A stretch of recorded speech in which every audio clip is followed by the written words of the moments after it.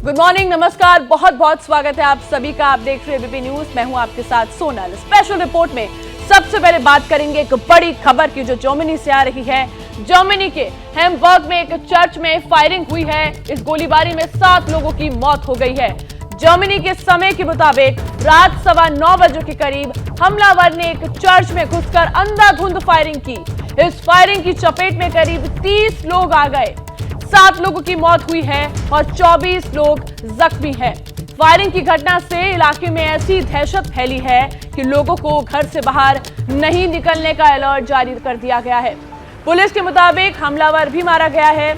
हमलावर कौन था और इसने क्यों हमला किया, अभी तक इसकी जानकारी नहीं मिल पाई है। तस्वीरें आप देख सकते हैं, चर्च में गोलीबारी करके हमलावर भी मारा गया। आप देख सकते हैं पुलिस को चर्च के बाहर, और एम्बुलेंस भी बाहर खड़ी हुई है जो वहां पर घायल लोगों को हॉस्पिटल ले जाया जा रहा है। प्रणय उपाध्याय हमारे साथ फोन लाइन पर जुड़ गए। प्रणय, क्या कुछ जानकारी अभी तक इस बात का पता नहीं चल पाया कि आखिर हमलावर ने ये हमला क्यों किया है? जी, ये स्वाभाविक रूप से सोनल, अभी तक ये जानकारी नहीं साझा की गई है कि आखिर ये हमलावर कौन था, इसकी पहचान क्या थी और इसने ये हमले को अंजाम क्यों दिया। लेकिन जाहिर तौर पर घायलों की संख्या जो है वो 30 से ज्यादा है।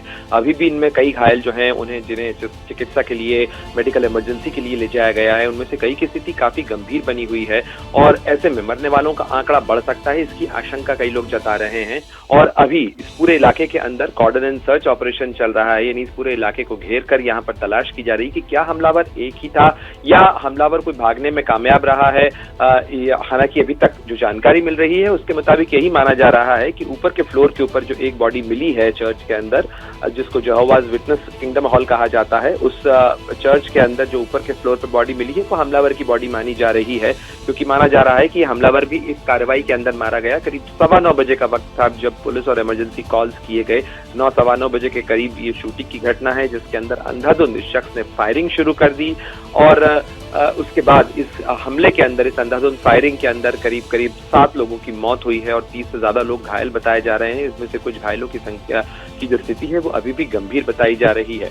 जी सोनल। जी प्रणय, बहुत बहुत शुक्रिया तमाम जानकारी का। तो एक बार फिर रही बड़ी खबर आपको बता दें, जर्मनी के हैम्बर्ग में एक चर्च में फायरिंग हुई और इस गोलीबारी में 7 लोगों की मौत हो गई। आपको बता दें, जर्मनी के टाइम के अनुसार रात 9:15 बजे के करीब ये हमलावर ने एक चर्च में उसने वो घुसा और फिर वहां पर उसने अंधाधुंध फायरिंग शुरू कर दी और इस फायरिंग की चपेट में वहां मौजूद करीब 30 लोग आ गए।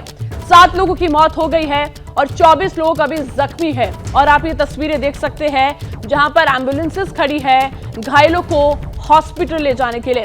फायरिंग की घटना से इलाके में ऐसी दहशत फैली है कि लोगों को कह दिया है कि वो घर से ना निकले। वहां पर हाई अलर्ट जारी कर दिया गया है।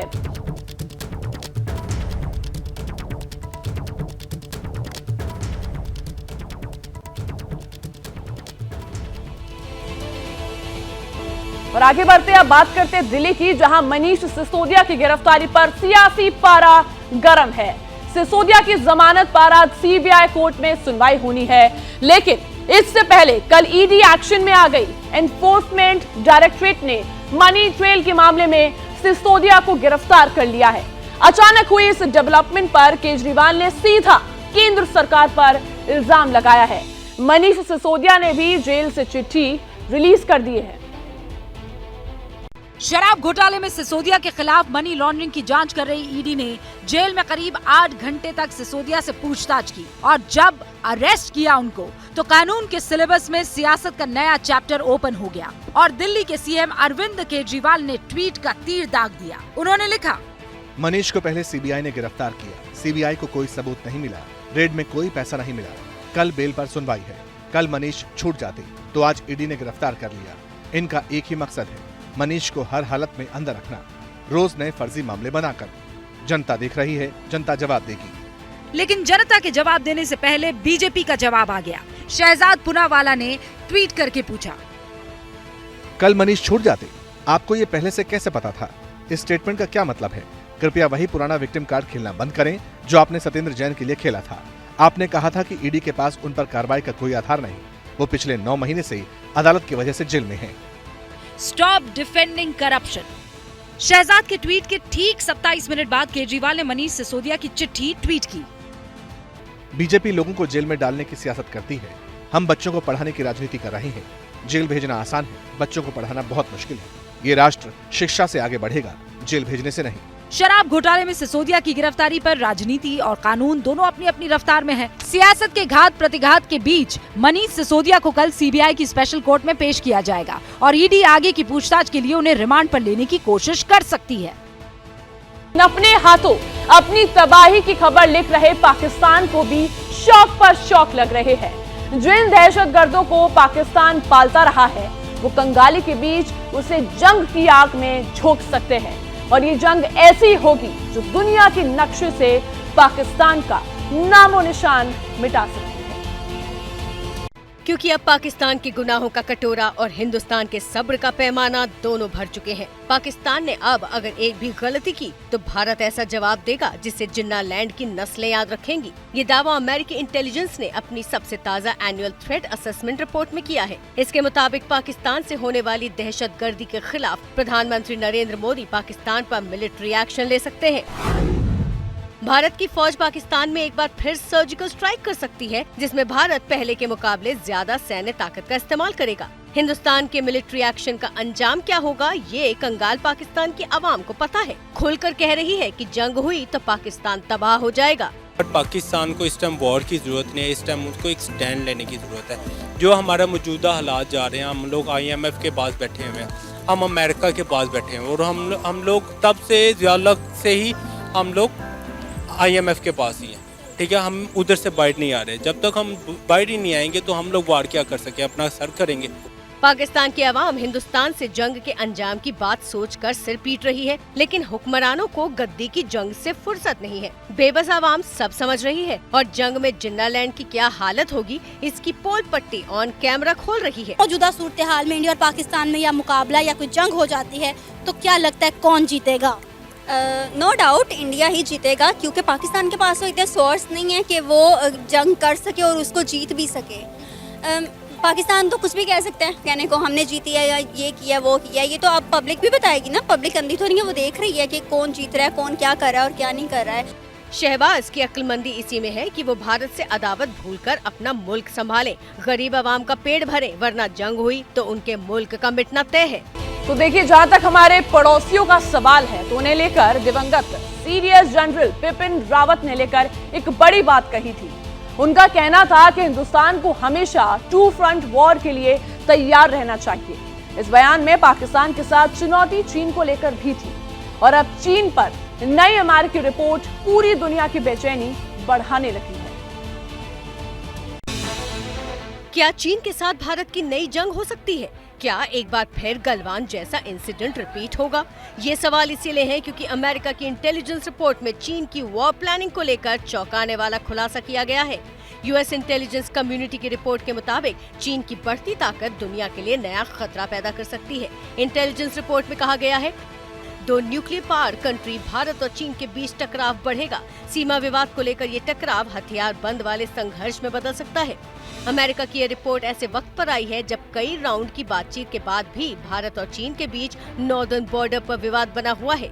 ईस्टर्न लद्दाख में चीनी फौज के मुकाबले का मिरर डिप्लॉयमेंट है, यानी यहाँ भी 60,000 से 70,000 सैनिक डटे हुए हैं। हालांकि इसी रिपोर्ट में दोनों देशों की बातचीत पर भी कमेंट किया गया। कहा गया, भारत और चीन अपने सीमा विवाद को बातचीत के जरिए सुलझाने में लगे हुए हैं, लेकिन 2020 में दोनों देशों की सेनाओं के बीच हुए संघर्ष के मद्देनजर संबंध तनावपूर्ण ही रहेंगे।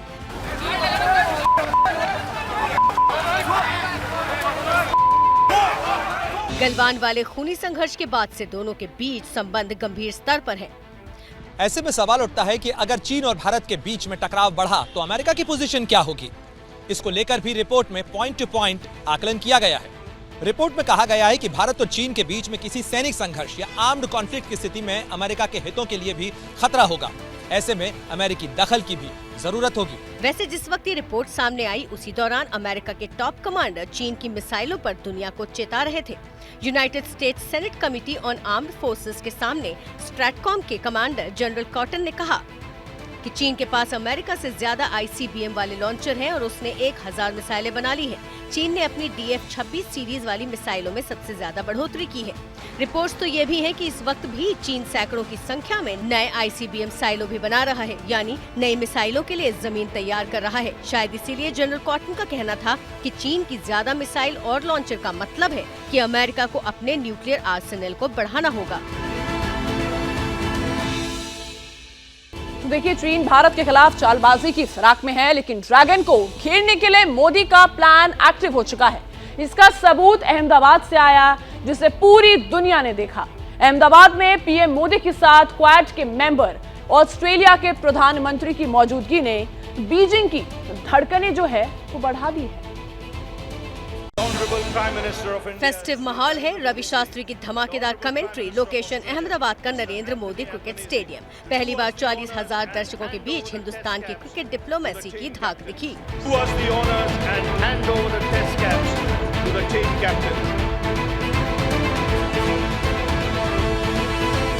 मैसेज डायरेक्ट बीजिंग और इस्लामाबाद तक पहुंचा। इसकी वजह ये रही। Two honorable prime ministers to the lap of honor. सोने जैसे रथ पर पीएम नरेंद्र मोदी और ऑस्ट्रेलियाई प्रधानमंत्री एंथनी अल्बनीज सवार थे। लैप ऑफ ऑनर के जरिए भारत ऑस्ट्रेलिया की 75 साल की दोस्ती का मुकम्मल पैगाम दुनिया को दिया गया। the honors and hand over the test caps to the team captains. Steve Smith will collect the cap from the honorable Prime Minister of Australia, Mr. Anthony Albanese. Bharat, Japan और अमेरिका के साथ ऑस्ट्रेलिया क्वाड ग्रुप का हिस्सा है। इस group से चीन खासा खार खाता है, लेकिन क्रिकेट स्टेडियम में पीएम मोदी ने ऑस्ट्रेलिया भारत की दोस्ती की ऐसी विराट पिच रेडी की, जिससे चीन पाकिस्तान जैसे दुश्मनों के छक्के छूटना तय है। चौथे और अंतिम टेस्ट मैच से पहले प्रधानमंत्री नरेंद्र मोदी ने ऑस्ट्रेलियाई पीएम एंथनी के साथ दोनों देशों की टीमों से मुलाकात की। क्रिकेट डिप्लोमेसी के जरिए और मजबूत हुई भारत ऑस्ट्रेलिया की दोस्ती की कुछ यादगार तस्वीरें और वीडियो पीएम मोदी ने अपने ट्विटर हैंडल पर शेयर किए। क्रिकेट डिप्लोमेसी के जरिए भारत ऑस्ट्रेलिया की दोस्ती को और मजबूत करने की कोशिश की गई। भारत की इसी विराट सोच से चीन पाकिस्तान के होश उड़ गए। तो देखिए, वैसे जहां तक होश उड़ने या उड़ाने का सवाल है, तो इस पर बीजेपी और आम आदमी पार्टी के बीच सियासी नूरा कुश्ती जारी है। ऐसा इसलिए क्योंकि मनीष सिसोदिया दिल्ली की तिहाड़ जेल में कैद है। ये जेल दिल्ली सरकार के अधीन है, लेकिन आम आदमी पार्टी का इल्जाम है कि तिहाड़ जेल में मनीष सिसोदिया की जान को खतरा है।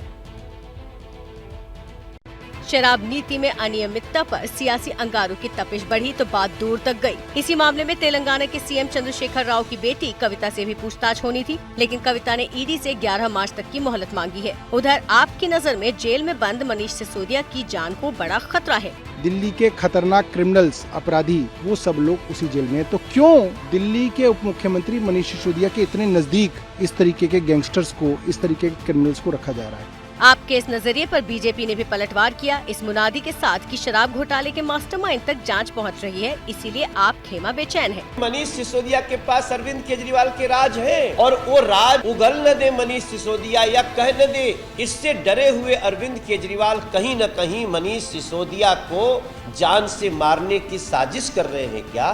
जेल दिल्ली सरकार की, दिल्ली सरकार के मुखिया अरविंद केजरीवाल और अरविंद केजरीवाल के ही जेल में मनीष सिसोदिया के जान को खतरा, ये इशारा क्या कर रहे हैं? सियासत अपनी जगह, लेकिन जहां तक मनीष सिसोदिया की सिक्योरिटी का सवाल है, तो उन्हें तिहाड़ की 1 नंबर जेल में जहां रखा गया है वो सीनियर सिटीजन्स का वार्ड है, जहां निगरानी के लिए सीसीटीवी कैमरे लगाए गए हैं। तो देखा आपने कैसे लगातार आरोप प्रत्यारोप का ये सिलसिला लगातार जारी हो रहा है। केजरीवाल और बीजेपी की अदावत से दिल्ली में सियासत का वायरस हावी हो चुका है, मगर एक और वायरस है जो दिल्ली समेत कई राज्यों के लिए मुश्किलें पैदा कर रहा है। एक्सपर्ट्स ने आशंका जताई है कि फ्लू वाला नया वायरस कई लोगों को अस्पताल पहुंचा सकता है। इसीलिए डॉक्टर्स बार बार कह रहे हैं कि अगर आपको सर्दी, खांसी, बुखार और जुकाम, सिर दर्द है, अगर बीमारियों का ये कॉकटेल आपकी सुबह की सैर से लेकर बच्चों के स्कूल, उनके एग्जाम में मुश्किल पैदा कर रहा है, अगर आप इन सिम्टम्स को लेकर ऑफिस जा रहे हैं, बाहर निकल रहे हैं, तो सावधान हो जाइए, क्योंकि इस बार फ्लू वाला वायरस आपके घर में मौजूद मेडिकल बॉक्स की दवा से काफूर नहीं होगा। इसके लिए डॉक्टरी सलाह और प्रिस्क्राइब्ड मेडिसिन की जरूरत पड़ेगी। कई एक्सपर्ट्स H3N2 वाले नए वायरस को मिनी कोरोना का नाम दे चुके हैं, क्योंकि इसके सिम्टम्स कमोबेश कोरोना की ही तरह है। कुछ डॉक्टर्स का तो ये भी मानना है कि होली के बाद से अब H3N2 वायरस के मामले बढ़ सकते हैं। ICMR के मुताबिक कुछ महीनों में कोविड के मामले कम हुए हैं, लेकिन H3N2 के मामलों में बढ़ोतरी हुई है। सर्विलांस डेटा बताता है कि उत्तर भारत के राज्यों में 15 दिसंबर के बाद से H3N2 के मामले बढ़े हैं। ICMR ने यह भी बताया कि सीवियर एक्यूट रेस्पिरेटरी इन्फेक्शन सारी से पीड़ित आधे से ज्यादा लोगों में H3N2 वायरस मिला है। कई लोग ये जानना चाहते हैं कि आखिर ये नया वायरस है क्या, तो इसका जवाब हमने आपके लिए खोज निकाला है। असल में H3N2 वायरस एक तरह का इन्फ्लुएंजा वायरस है, जिसे इन्फ्लुएंजा A वायरस कहा जाता है। ये सांस से रिलेटेड वायरल इन्फेक्शन है जो हर साल बीमारियों की वजह बनता है। डॉक्टर्स के मुताबिक सिर्फ लक्षण देखकर ही नहीं बताया जा सकता है कि मरीज पर H3N2 का अटैक हुआ है। इसके लिए ब्लड सैंपल और कुछ दूसरे टेस्ट करवाने पड़ते हैं। अब सवाल ये है कि किन किन लोगों को इससे सावधान रहने की जरूरत है। तो इस पर एक्सपर्ट्स का कहना है कि जो बुजुर्ग है, अस्थमा के मरीज हैं, जिन्हें दिल की बीमारी है या फिर किडनी प्रॉब्लम है, इनके अलावा जो प्रेग्नेंट महिलाएं हैं, उन्हें बेहद सावधान रहने की जरूरत है। इसलिए अगर भीड़ में होली मनाई है तो सतर्क रहिए, मास्क पहने, सैनिटाइजर्स यूज करें और अगर ऐसे सिम्टम्स दिखते हैं तो फिर तुरंत डॉक्टर के पास पहुँचे। फसलों पर कुदरती आफत का खतरा है। मध्य प्रदेश, उत्तर प्रदेश और राजस्थान में मौसम ने मिजाज बदला तो ओले बरस पड़े और किसानों की उम्मीदें उनकी आंखों के आगे चकनाचूर होने लगी। पहले मेहनत करके उगाई गई फसलों से कमाई की उम्मीद थी, लेकिन अब सरकार से सिर्फ मुआवजे की गुहार है। लोगों के सिर पर छत थी, इसलिए वो तो बच गए, लेकिन ओलों की मार ने फसलों को तबाह कर दिया और कहर की किस्त बांटने में कुदरत ने भी कोई कोताही, कोई भेदभाव नहीं किया। मध्य प्रदेश हो, राजस्थान हो या फिर उत्तर प्रदेश, हर जगह किसानों के अरमानों पर एक जैसी चोट पहुंचाई है। ये मध्य प्रदेश का गुनाह है। लहलहाती फसलें देखकर किसानों ने लागत से कई गुना ज्यादा फायदे की उम्मीद लगाई थी, लेकिन ओलों ने गेहूं, चना, सरसों, धनिया, सारी फसल के साथ साथ किसानों के अरमानों को भी तबाह कर दिया। धार में गुजरे 3 दिनों में से 2 दिन 2 मौकों पर ऐसे ही ओले पड़े हैं। तो बड़े इलाके में फसलों का क्या हाल हुआ, ये आपके सामने है।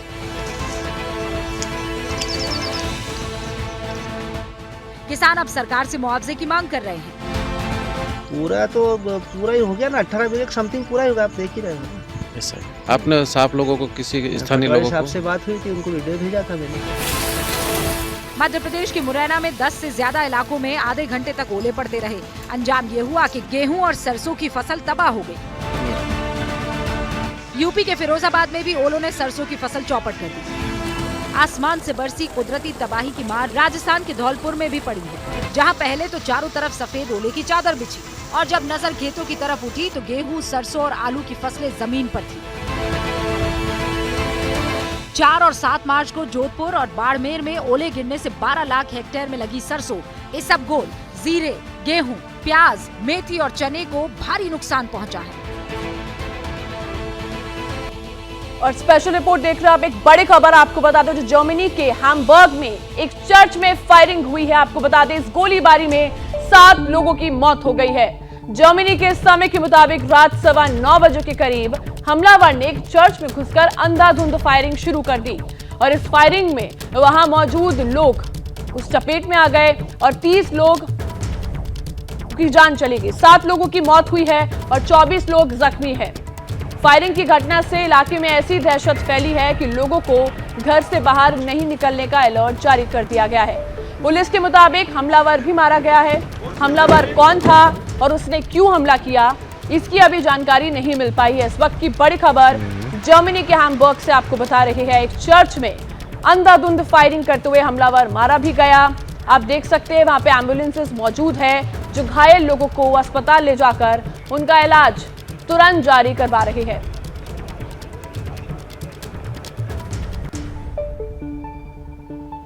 और स्पेशल रिपोर्ट देख रहे हैं आप। एक बड़ी खबर आपको बताते हैं, उत्तर कोरिया के तानाशाह किम जोंग उन अपनी बेटी के साथ नजर आए। किम जोंग उन अचानक अपनी बेटी को लेकर आर्मी कैंप पहुंच गए हैं, जहां उन्होंने बेटी के साथ सैन्य फायरिंग ड्रिल का निरीक्षण किया है। उत्तर कोरिया की सेना के इस अभ्यास को किम की बेटी बड़े गौर से देखती नजर आई है। ये तस्वीरें आप देख सकते हैं। पिछले कुछ वक्त से किम अक्सर अपनी बेटी किम जुए को साथ लेकर चलने लगे हैं। किम की बेटी की उम्र अभी 10 साल है। तो ये तस्वीरें आप देख सकते हैं। किम जोंग अपनी बेटी के साथ बैठे हुए हैं और ये बड़ी खबर आपको बता रहे उत्तर कोरिया के तानाशाह किम जोंग उन अपनी बेटी के साथ नजर आए।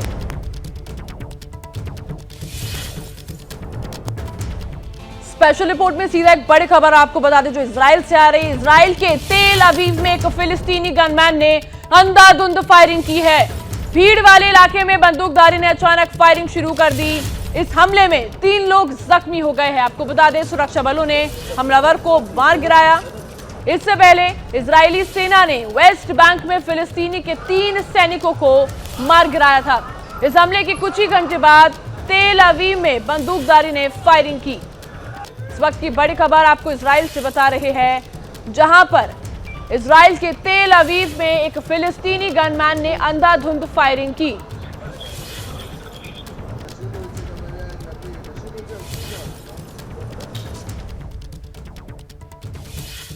और चलिए आगे बढ़ते। देखिए मुसीबत कैसी भी हो हिंदुस्तान हिम्मत नहीं हारता और पाकिस्तान का दिल डूबता जा रहा है क्योंकि उसकी मुसीबतों का कहीं अंत नहीं दिख रहा।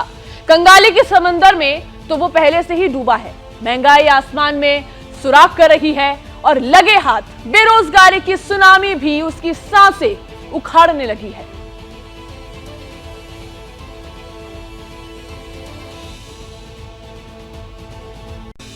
हर गुजरते लम्हे के साथ पाकिस्तान की कब्र और गहरी होती जा रही है।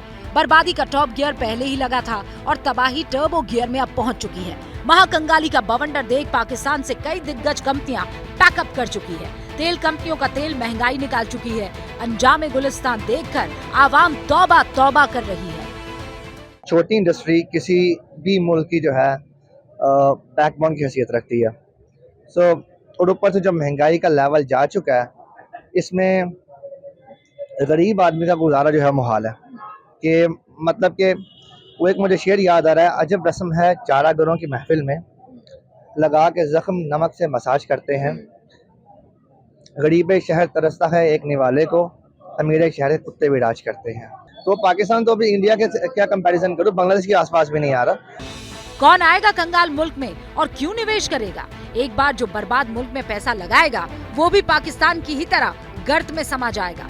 भले ही इसका इल्म शहबाज शरीफ को ना रहा हो, भले ही पाकिस्तान की उम्मीदें IMF के भरोसे पर टिकी हो, लेकिन पाकिस्तान में जो भागम भाग मची है ना, उसका पूरा ब्यौरा अवाम के पास है। बाहर के इन्वेस्टर्स थे पाकिस्तान में जो थे, उन्होंने शट डाउन कर लिया अपनी इंडस्ट्रीज सर।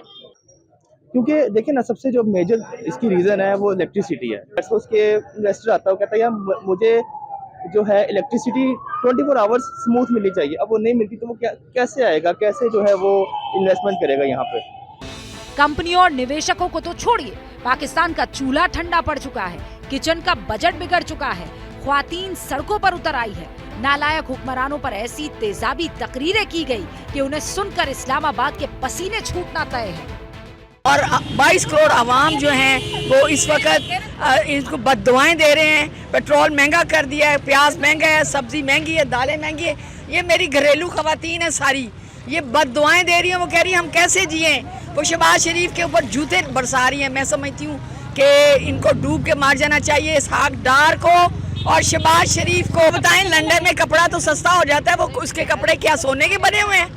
सोने के हैं तो उतारे बेचे, वो चीजें लाए ना जो प्रैक्टिकल है। ऐसे ही पाकिस्तान में हाहाकार नहीं मचा है, खजाना खाली है, घर घर कंगाली है।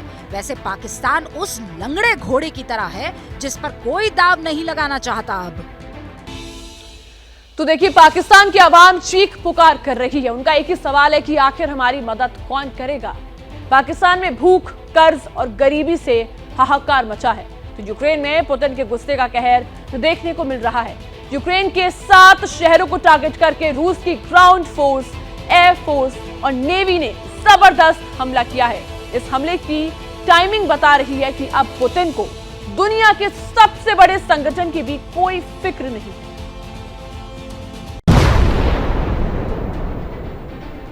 और यूक्रेन पर ये बड़ी एयर स्ट्राइक हुई यूनाइटेड नेशंस के चीफ एंटोनियो गुटेरेस की ज़ेलेंस्की से कीव में बातचीत के कुछ घंटों बाद।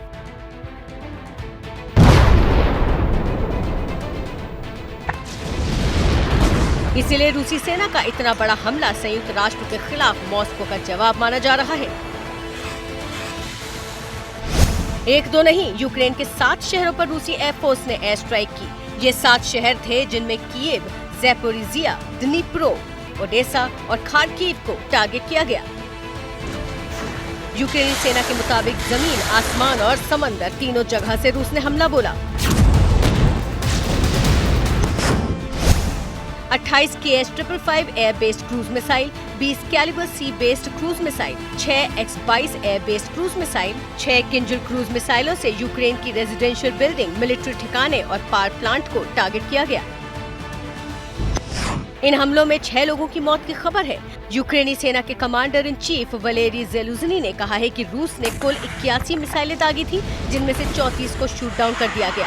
बीते 2 महीने में ये रूस का यूक्रेन पर सबसे बड़ा हमला है। हालांकि इन हमलों के बावजूद यूक्रेन वॉर जोन में पूरी ताकत से लड़ रहा है। ये देखिए किस तरह रेड आर्मी के टैंक को यूक्रेन ने मिसाइल अटैक में कबाड़ बना दिया। सुसाइड ड्रोन के जरिए यूक्रेन रूस को बड़ा नुकसान पहुंचा रहा है। ये वीडियो फुटेज एक सुसाइड ड्रोन ने कैप्चर की है, जो रूस की आर्टिलरी ब्रिगेड पर आत्मघाती अटैक करते हुए दिख रहा है। जहां कहीं भी रूस की विनाशक पलटन दिख रही है, वहां यूक्रेन के ड्रोन आसमान में बम बरसाकर एयर स्ट्राइक का इंतकाम ले रहे हैं। बैटलफील्ड में यूक्रेन की ऐसी ही कामयाबी ने पुतिन को 7 शहरों पर हमले के लिए मजबूर किया है। देखिए, इस बात में कोई शक नहीं है कि यूक्रेन की जंग ने पुतिन की इमेज को नुकसान पहुंचाया है। दुनिया के कई देश और कई संगठन पुतिन के खिलाफ खुलकर बोल रहे हैं, बैन लगा रहे हैं, अंजाम भुगतने की धमकी दे रहे हैं। लेकिन पुतिन को जिस नॉर्थ स्ट्रीम पाइपलाइन को सैबोटाज करने का जिम्मेदार बताया गया है, अब अमेरिका के दोस्तों ने इस मामले में रशिया को क्लीन चिट दे दी है।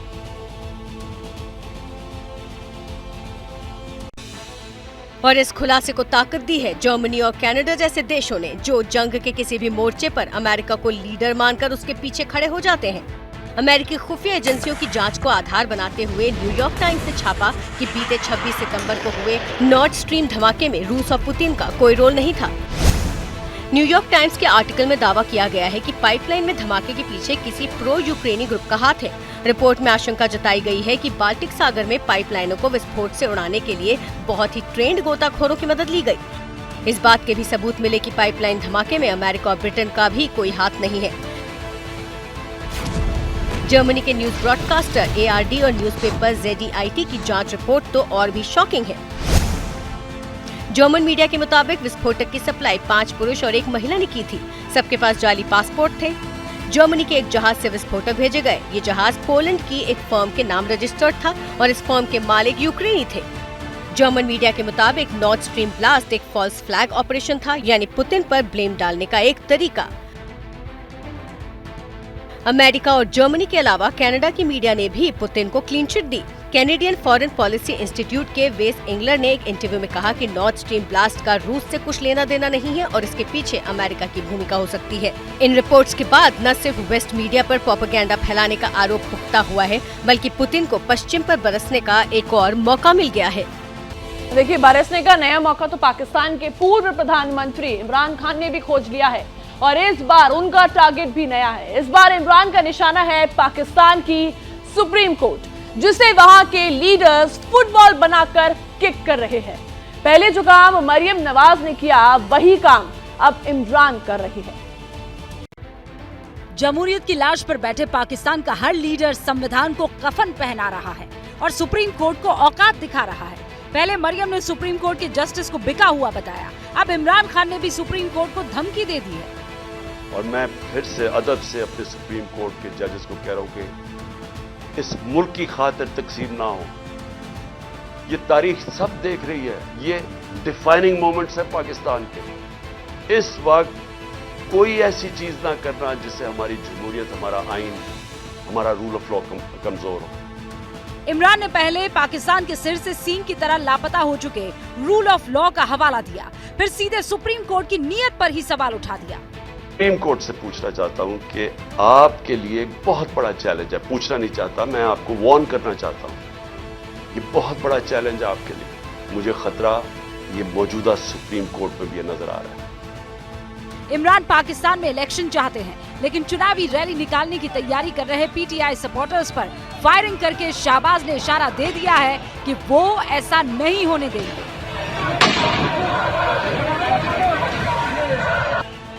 पहले चचा ने डंडे चलवाए और भतीजी इमरान को पागल नशेड़ी बता रही है। क्या गारंटी आज इलेक्शन हो जाए, एक असेंबली ये जीत जाए, एक असेंबली पाकिस्तान मुस्लिम लीग नून जीत जाए, तो क्या गारंटी है कि ये कल फिर वो असेंबली नहीं तोड़ेगा? क्योंकि नशे की हालत में होता है, फैसला करने की कुव्वत नहीं है दिमाग में, ज़हनी बीमार है। सच पूछिए तो पाकिस्तान में जमहूरियत कभी थी ही नहीं। डिक्टेटरशिप पर डेमोक्रेसी का नकाब था बस, लेकिन कुर्सी की जंग ने इसे भी अब तार-तार कर दिया है। मुंबई की फिल्म इंडस्ट्री भी गम में डूबी है। मशहूर एक्टर और कई फिल्मों के डायरेक्टर सतीश कौशिक का निधन हो गया है। होली पर जमकर रंग उड़ाने वाले रंगमंच का सितारा हार्ट अटैक की वजह से हमसे दूर चला गया। 66 साल के सतीश कौशिक की मौत ने अचानक दिल की धड़कनें बंद होने का डर फिर से जगा दिया है। और देश की चिंता बढ़ाई इन तस्वीरों ने। खेलने कूदने और फिट दिखने वाले कम उम्र के लड़के जब अचानक दिल की धड़कन रुक जाने से चल बसे, तो सवाल उठना तो लाजमी है कि आखिर जवां दिल को कौन धोखा दे रहा है? कहीं इन खौफनाक तस्वीरों के पीछे की वजह कोरोना तो नहीं है? सडनली इलेक्ट्रिकल सिस्टम होता है जो हार्ट का, वो फेल हो जाता है, हार्ट काम करना बंद कर देता है, जिसकी वजह से शरीर को ऑक्सीजन नहीं मिलती और पेशेंट की डेथ हो जाती है। TV actor Siddharth Shukla, south star Puneeth Rajkumar, popular comedian Raju Srivastava, मशहूर सिंगर के और अब एक्टर डायरेक्टर सतीश कौशिक। मौत से कुछ वक्त पहले तक ये सभी बिल्कुल सामान्य थे। इन्हें देखकर कोई नहीं कह सकता था कि इनका दिल अचानक ऐसे रुक जाएगा। हमने डॉक्टर से ये समझना चाहा कि आखिर दिल को किसकी नजर लग रही है। ज्यादातर केसेस के अंदर उनको होती है जिनके अंदर की प्री एग्जिस्टिंग हार्ट की आर्टरीज के अंदर ब्लॉकेजेस होती हैं, यानी कि 80 से 85% sudden cardiac deaths coronary artery disease की वजह से होते हैं और 15 से 20% डेथ्स किसी दूसरे कारण से होते हैं। दुनिया भर की हेल्थ एजेंसीज और हेल्थ एक्सपर्ट्स मानते हैं कि गलत खान पान, अनियमित जीवन शैली और तनाव की वजह से दिल पर तेजी से बुरा असर पड़ रहा है। रही सही कसर पोल्यूशन पूरी कर देता है। इसीलिए अपने दिल को बचाना, उसे हेल्दी रखना आज की तारीख में सबसे इम्पोर्टेंट एजेंडा होना चाहिए। तो देखिए, बॉलीवुड के दी लेजेंड सतीश कौशिक का यूं अचानक चले जाना अनुपम खेर से लेकर पीएम मोदी को भी बेचैन कर रहा है। पीएम मोदी ने ट्वीट करके सतीश कौशिक को श्रद्धांजलि दी और उन्हें क्रिएटिव जीनियस कहा। वाकई सतीश कौशिक क्रिएटिव जीनियस थे, लेकिन ये तमगा हासिल करने के लिए उन्होंने दिल्ली के करोल बाग से मुंबई तक का जो बेमिसाल सफर तय किया, वो कहानी आपको जरूर जाननी चाहिए। क्या बोला रे तू? दूध के फटेरे हिस्से तू मेरे बारे में। दिल्ली के करोल बाग की खुली गलियों में सतीश कौशिक की किस्मत बंद थी। पिता एक मशहूर ताला कंपनी में सेल्समैन थे, इसीलिए किस्मत के बंद ताले की चाबी भी पिता ने ही खोली। एनएसडी के बाद मिशन बम्बई का सफर आसान नहीं था। फादर को एक बात की, बाबूजी किस तरह अगर हो सकता है ना, आपके दोस्त हैं एक बम्बई में, धर्मचंद जी और अरोड़ा, तो उनके यहाँ मेरे को किस तरह नौकरी लगवा दो। मैं 1 साल है ना बम्बई को अपना इंट्रोडक्शन देना चाहता हूँ कि बम्बई, मैं सतीश कौशिक हूँ, मैं बम्बई में रहना चाहता हूँ, तो लेट्स शेक हैंड्स फर्स्ट। 12 साल पहले मैंने इनके साथ 7 फेरे लिए हैं। अरे तो 12 साल पुरानी बात आज क्यों निकाल रहा है? भूल जा। अरे कैसे भूल जाए भाई, ये मेरी धर्मपत्नी है, मेरी वाइफ है। सतीश कौशिक को जिस शख्स ने एक्टिंग के लिए इंस्पायर किया वो थे कॉमेडी के सरताज महमूद। महमूद की फिल्में देखकर सतीश कौशिक को लगता था कि वो भी बढ़िया कॉमेडी कर सकते हैं, लेकिन हिट फिल्म के फ्लॉप हीरो लोग, बाटा भाई ने 250 करोड़ रुपए की एडवांस बुकिंग फोन इंच पे कर डाली है। लेकिन उनका लुक एक्टिंग करियर में एक अड़चन था। सतीश कौशिक से सुनिए सफलता का वो मंत्र जो किसी की भी जिंदगी बदल सकता है। मेरी लुक्स वैसी नहीं है जो सिनेमा के लिए बहुत जरूरी है, लेकिन मेरा हौसला जो है वो सिनेमा से बढ़कर है कि मैं कुछ भी अचीव कर सकता हूँ।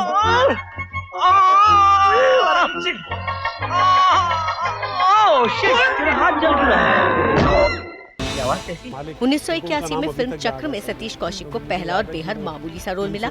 सतीश कौशिक समझ चुके थे कि सिर्फ एक्टिंग के दम पर उनका करियर नहीं चलने वाला, इसीलिए डायरेक्शन में भी वो हाथ आजमाने लगे। डायरेक्टर शेखर कपूर से मुलाकात को सतीश कौशिक का एक बड़ा ब्रेक थ्रू मानते हैं। इस मुलाकात का किस्सा बहुत दिलचस्प है। ऋषि कपूर जी का एक स्पॉट बाय था, यूज्ड टू पान खाता था, है ना, और कहता सटीडी असिस्टेंट बनना आपको। मैंने कहा हाँ यार अभी इस पिक्चर में कर रहा हूँ कि कहता वो शेखर कपूर जी जा रहे हैं, वो नई पिक्चर शुरू कर रहे हैं, अपनी पहली पिक्चर, उनको असिस्टेंट जरूर चाहिए होंगे, मैं लग जाओ पीछे उनका। 1983 में शेखर कपूर की फिल्म मासूम में 500 रुपए महीने के मेहनताने पर सतीश कौशिक असिस्टेंट डायरेक्टर बने। इसके बाद उनकी उपलब्धि किसी परिचय की मोहताज नहीं। सलमान खान की सुपरहिट फिल्म तेरे नाम सतीश कौशिक ने ही डायरेक्ट की थी। अपनी एक्टिंग और डायरेक्टिंग स्किल्स दोनों में जिन मुट्ठी भर लोगों ने इंडियन फिल्म इंडस्ट्री में मुकाम हासिल किया, उसमें एक नाम सतीश कौशिक का भी रहेगा।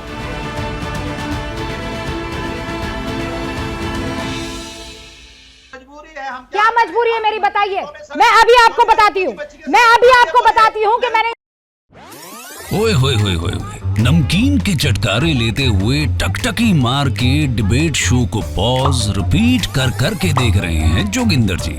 इनकी तरह आप भी देखें अपनी फेवरेट डिबेट्स को रिपीट कर और डाउनलोड कीजिए एबीपी लाइव ऐप अपने स्मार्ट टीवी पर।